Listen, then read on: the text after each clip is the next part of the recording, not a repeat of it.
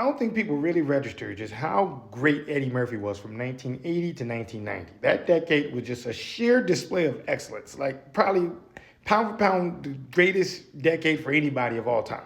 In 1980, at just 19 years old, Eddie Murphy became a cast member for SNL, and he saved the show. They were getting ready to be canceled, and Eddie Murphy took it so much that, like, by 1982, it was damn near called the Eddie Murphy Show. This got him on doing 48 Hours, where he was just supposed to be comedic relief in a buddy cop movie, but he stole the show, literally. And this is back when black people didn't get big roles. They were stereotypical. And even in this movie, he was an ex-convict. But he stole the show that you don't really even remember what the guy's name who starred in it was. He did the same thing with Trading Places, which is one of the best movies. If you haven't seen that, Rashad, it's a great movie. It's not his best movie, but just a really good movie. Then he took the time out of his busy day being a star to make a stand-up album, but not just any, one of the best of all time. He made Eddie Murphy delirious at just 22 years old. He didn't know anything. He was like B2K, and yet it stands out and holds the test of time.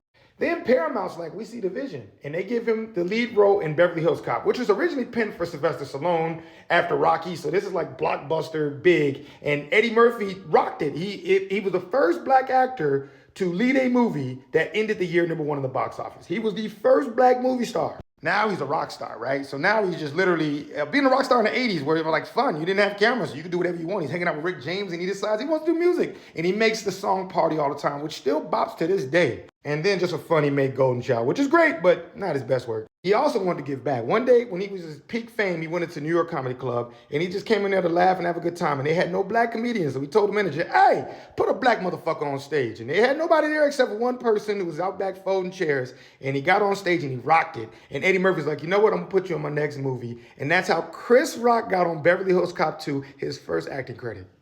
But he wasn't done helping. He saw the movie Hollywood Shuffle and was like, yo, Robert Townsend, you a funny motherfucker. And he let him direct Eddie Murphy Raw, which is to this day one of the biggest stand-up specials of all time. It is the biggest theatrical release. It sold $50 million in 1987. He was just 26 years old and still never even did stand-up after that. He was just that good, he just stopped. Keenen and Ivory Wayans also helped write that, so he kind of put Keenen and the Wayans family on too. Then he made this movie called Coming to America, which is the best fucking movie of all time. If you disagree with that, DM me and I will fight you. I would literally travel to you to square up with you if you don't think it's the best movie of all time. And just to wrap up the decade, he was like, you know what? I want to write, direct, and produce one of the best movies of all time called Harlem Nights, which didn't do as well in the box office, but to me as a black comedian, it's one of the best pieces of art of all time. You got Red Fox, Richard Pryor, and Eddie Murphy. 3 generations of just greatness in one film that shows black people really getting back.